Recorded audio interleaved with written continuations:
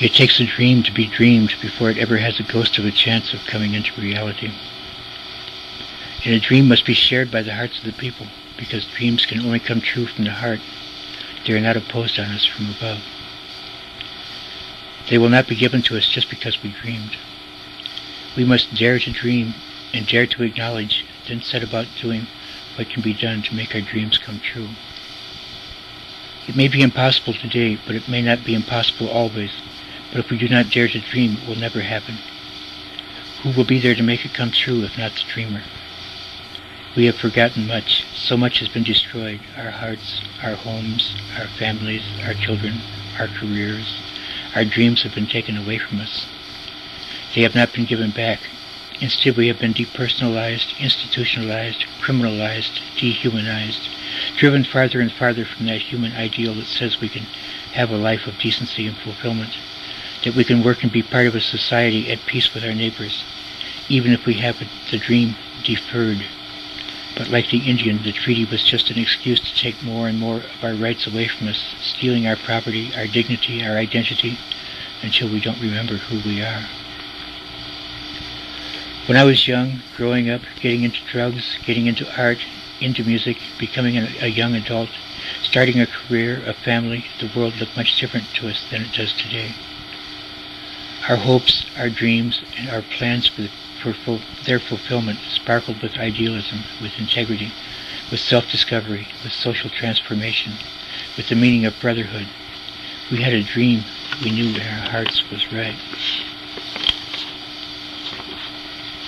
We were a people, a country, a new nation on the face of the earth. But our concepts included not only drug use and expanded consciousness, but new ways of social organization, economic well-being, communalism, sharing, family structure, what we ate and what we wore, even lovemaking, all were radically evolved, less restricted, much freer, and always the music. We were the revolutionary new humanity, forging a new culture, building a new world. It's important to remember who and what we were. The new American Revolution, world revolution. But revolutionary armies don't always win. We stopped the war in Vietnam, but we lost the revolution here at home. We impeached a president, but the government wasn't overthrown. We accepted peace with honor. We signed the treaty for amnesty for the war resistors and have been a nation under occupation ever since. Since that time, we have progressively been oppressed and exploited, imprisoned and stigmatized, systematically alienated and indoctrinated, without leaders, without lectures, without a body of literature, without a written moral philosophy that we could use to remember who we were supposed to be, all the while subjected to the bombardment of abusive propaganda that must rival Nazi Germany, that has not only stripped us of our human rights, it has made social outcasts out of all of us, depriving us of social privilege, crowding us into ghettos, forcing us into lives of crime and the company of felons and convicts, until we could not hope to succeed in society, until we could not hold our head up, until we are so broken and alienated that most of us do not even try, do not even attempt to work or succeed in colleges or corporations, until we no longer dare to dream, until we know that as only one of us, there is no chance of success, that change is beyond our ability to bring about, so just give in, until we do not even have the right to voice our dissent. Crosby, Stills, Nash and Young, singers of the Woodstock Nation, wrote a song called Teach Your Children Well. Its lyrics read in part, "You who are on the road must have a code that you can live by, and so become yourselves, because the past is just a goodbye. Teach your children well, their parents' hell will slowly go by, and feed them on your dreams, the one you'll keep, the ones you will know by." What did Crosby, Stills and Young have in mind when they wrote these lyrics? Were they just trying to make a buck with some catchy rhymes? Cash in on a fad, get with the younger market, make some gold records with a going sound? Or did they think there was something very important that they had to tell us, that we not forget it, that we be able to remember who and what we were, what we are? I think C, S, N, and Y were very serious, very motivated songwriters who tried very hard to instill us with a knowledge so important that it needed to be handed down and not be lost. It bears analysis. You who are on the road, a sense of a journey and just a destination, as well as a sense of a membership in an elite minority, apart from the rest of society, such as traveling music that you can live by.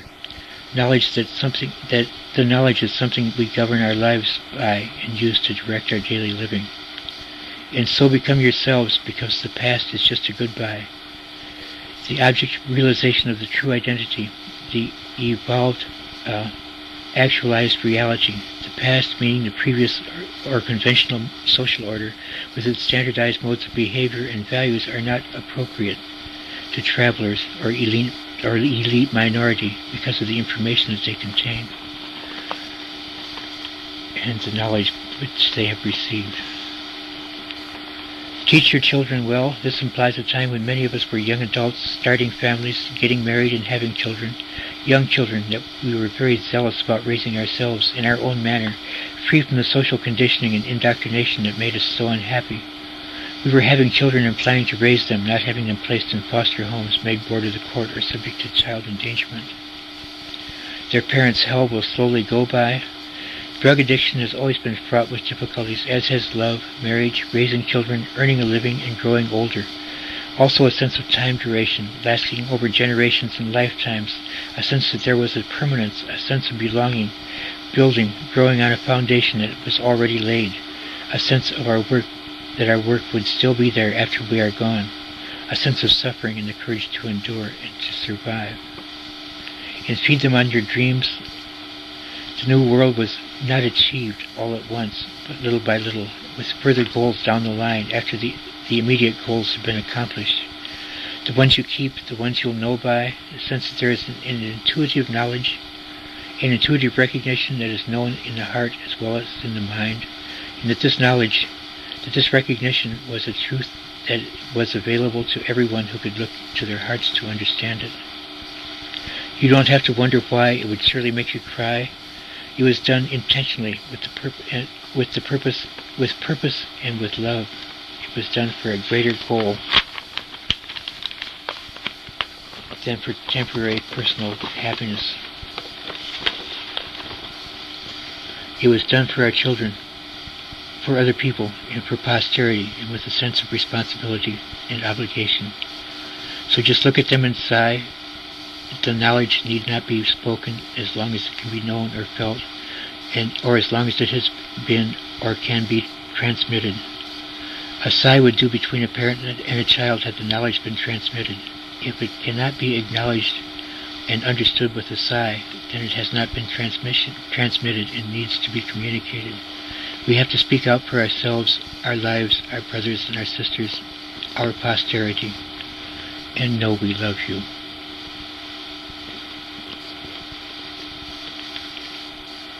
A dream worth dreaming is a dream worth speaking, and a love worth knowing is a love worth sharing. It's about love, it's about dignity, it's about responsibility, it's about family, it's about the government, and especially our self-government. We are today in the midst of a great war on drugs, our country's most widely spread and bitterly contested offensive against its own people in its history. Not only has our government declared to do everything necessary to stop at nothing to bring about a drug-free America, calling out the military, the Coast Guard, the Marines, flying helicopters, torpedoing private sea vessels, shooting down aircraft, defoliating foreign soil in an attempt to destroy contraband crops, and the empowerment of the DEA, a CIA or SS-like secret police, an international organization not subject to state or local laws, exempt from any jurisdiction, given the power to take any measures, bend or break any laws, or violate any rights necessary to enforce unlegislated laws and deprive us of our freedom. It has not only put citizen against citizen, it has put brother against brother, neighbor against neighbor, husband against wife, employee against employer, mother against children, and has encouraged children in school to inform against their parents for illegal drug use. Big Brother is watching.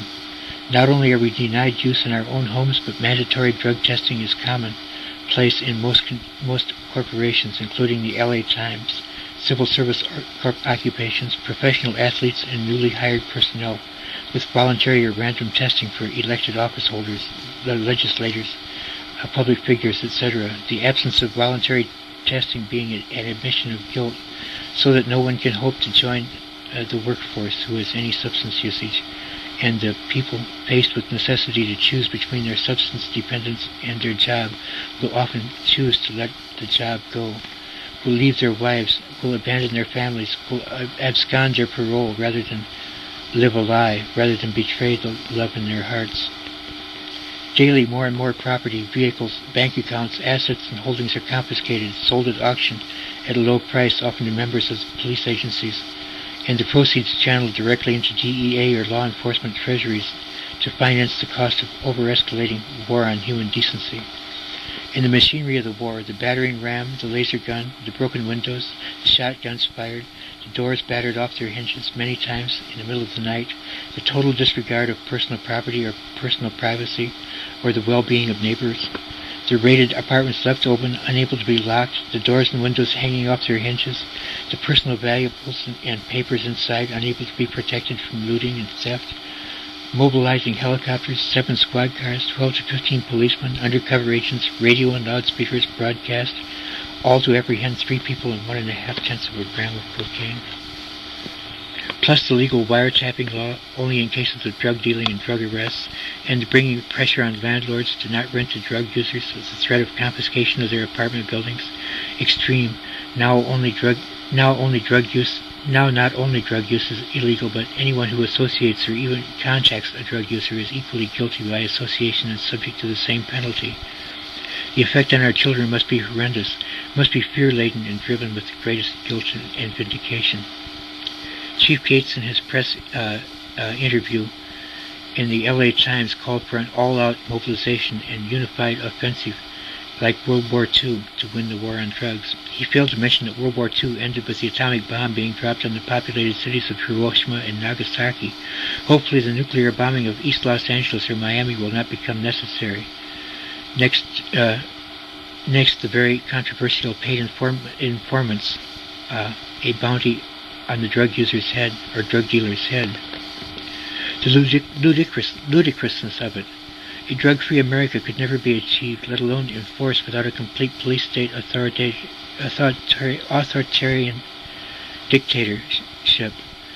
That no amount of brainwashing or government control, no amount of enforcement could keep drug users from taking drugs or finding a way to get them.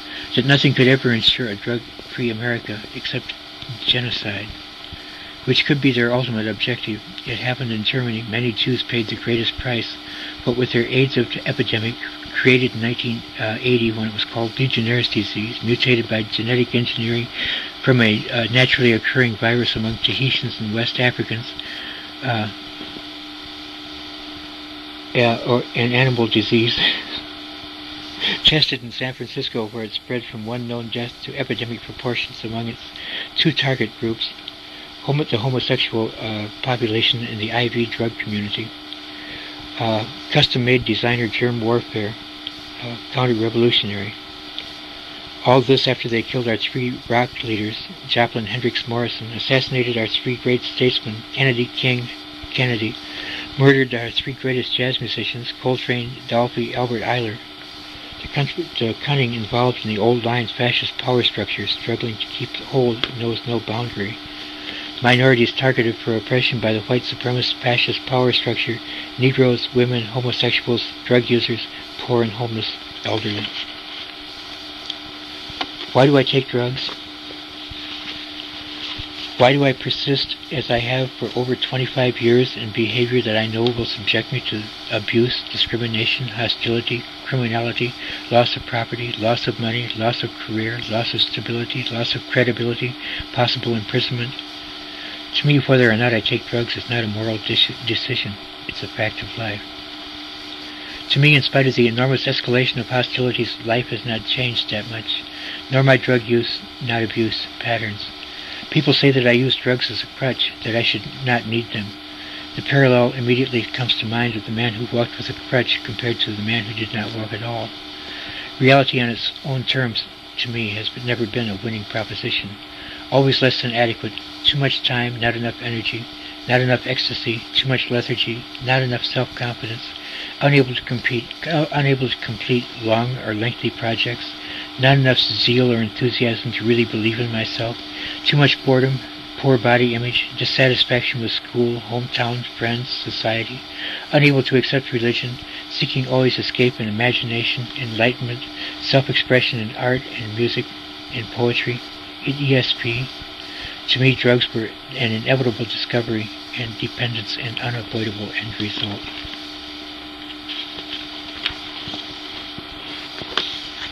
I smoked marijuana to more fully experience music. I experienced music on a whole new level of sensuality and tonal beauty. My musicianship likewise was elevated. LSD and psychedelics began the exploration of consciousness, led to an interest in the writing of Allen Ginsberg and William Burroughs, my first real involvement with modern poetry on an experiential level. We thought we were going to see God, experience infinity, experience total telepathy and cosmic consciousness during sexual intercourse. Our eyes were wild, we were fanatic, lunatic, no more than your average born-again Christian with his glassy eyes and his hallucinated belief structure. We were pure. We had found something at last to believe in, where before we had nothing, not even ourselves, to believe in. We were starting to dismantle the established order in our minds. We had had a vision. It was of the apocalypse, and we were the harbingers of its eventuality. It was the dawning of the age of Aquarius. Our opened eyes and expanded awareness made it undesirable and often unadvisable to stay around where we had been, in family groups or job or school or college. We had a great hunger for experience. We wanted very greatly and spontaneously to express our identity and remake the world, to unmake war and hatred, end hatred. To unmake war and end hatred. Our greatly simplifying life in a blaze of expanded consciousness. We began dropping out of colleges and institutions like flies, unhooking ourselves from our stable security, our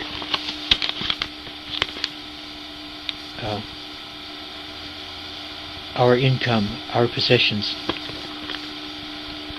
conveniently avoiding the obligations we no longer felt ability to keep. We began traveling about the country, singly or in small groups, hitchhiking with knapsacks on our back, in vans, in panel trucks emblazoned with our insignia, the peace emblem, the painted florals and paisleys depicting our psychedelic hallucinations, and always our motto, the ideal we so believed in and shared with the world, stated simply and quite eloquently: love.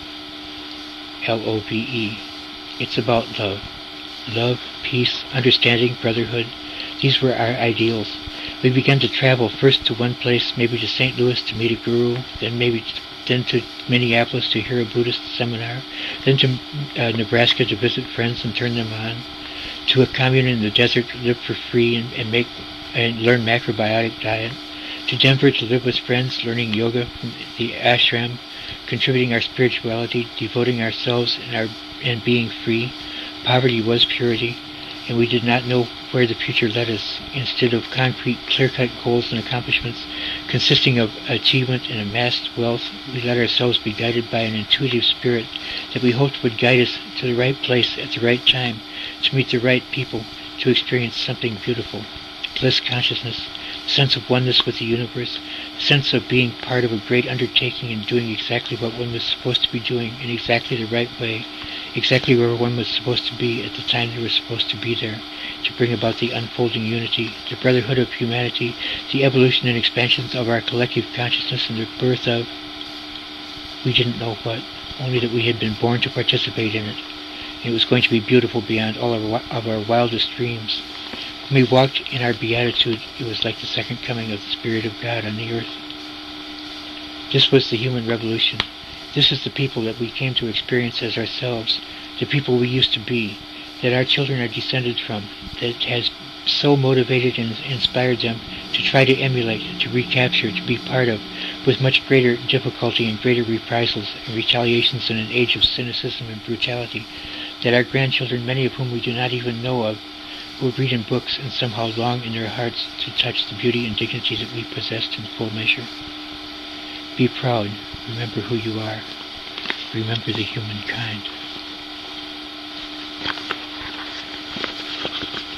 I have a dream.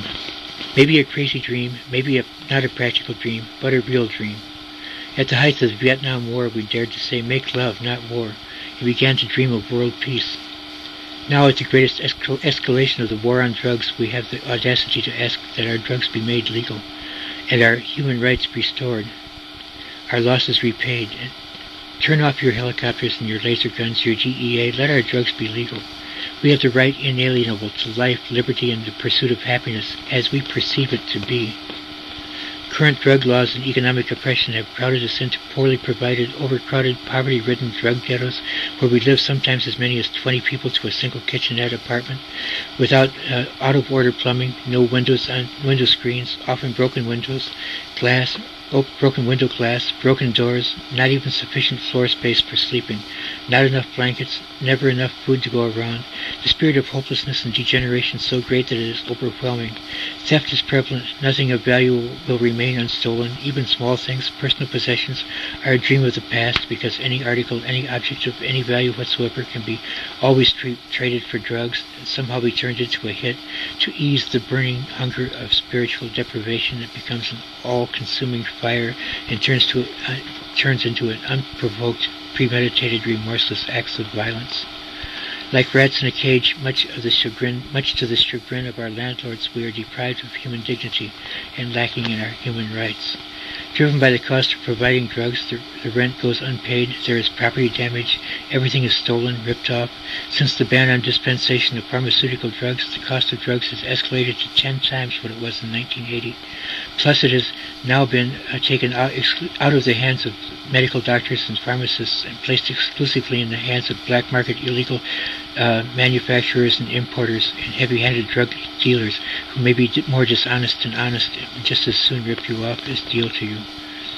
Now, instead of one prescription to last the month, making them last and counting the days until the next appointment, and buying pure pharmaceutical substances at discount prices, now each of us must sell upwards of $250 a day just to keep our habit.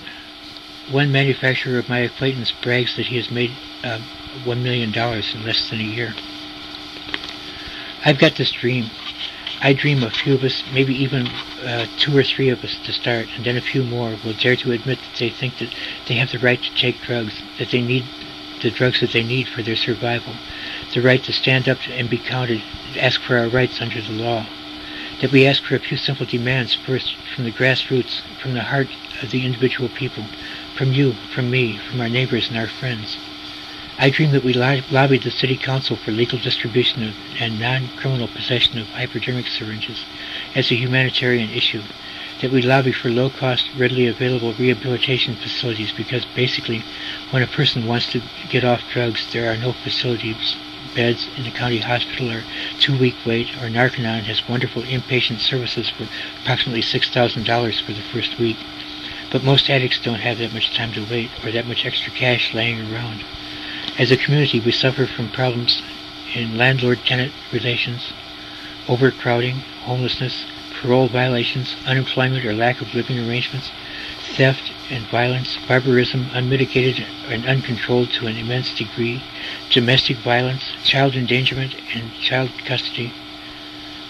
Agencies will counsel drug users after they are off drugs.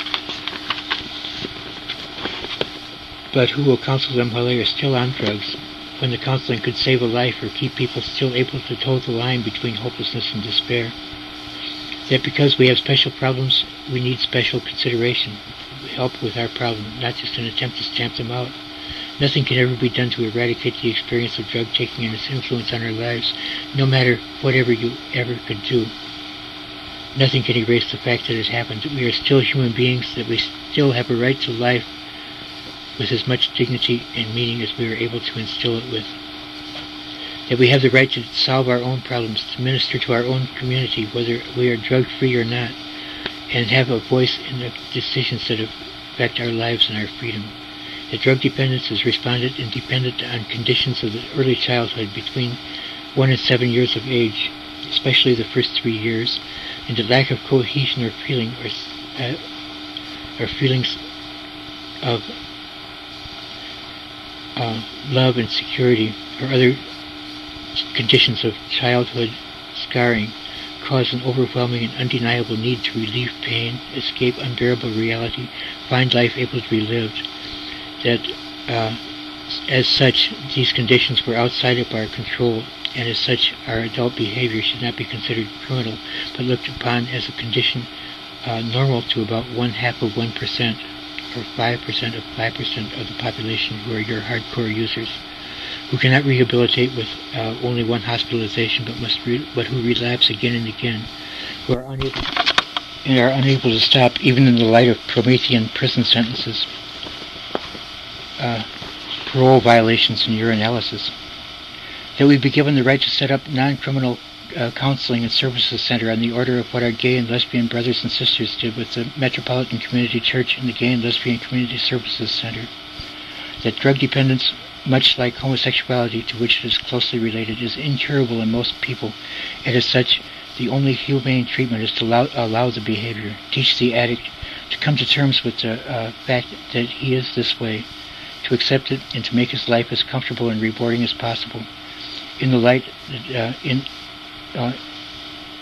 in that light, that we petition the City Council for funding to help us set up a committee to study the situation, to find out facts, and to start a center to begin counseling and report directly to the City Council.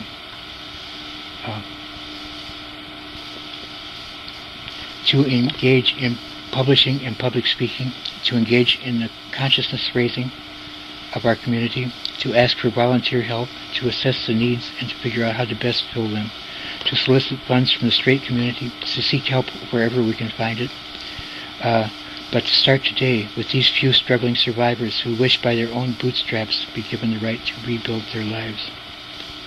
That a study be conducted on the feasibility of legal dispensation of drugs to our community only, in specified areas where they be consumed, nightclubs or activity centers, and private dwellings, and that crimes committed while under influence of legally dispensed drugs revokes the user's right to legal dispensation. That we don't care the hell about the importation of cocaine from Peru. We care only about the people we know, ourselves and our loved ones. And sometime before the end of our lives, a class action suit against the government for reparation of damages, $150,000 each of us. I have a dream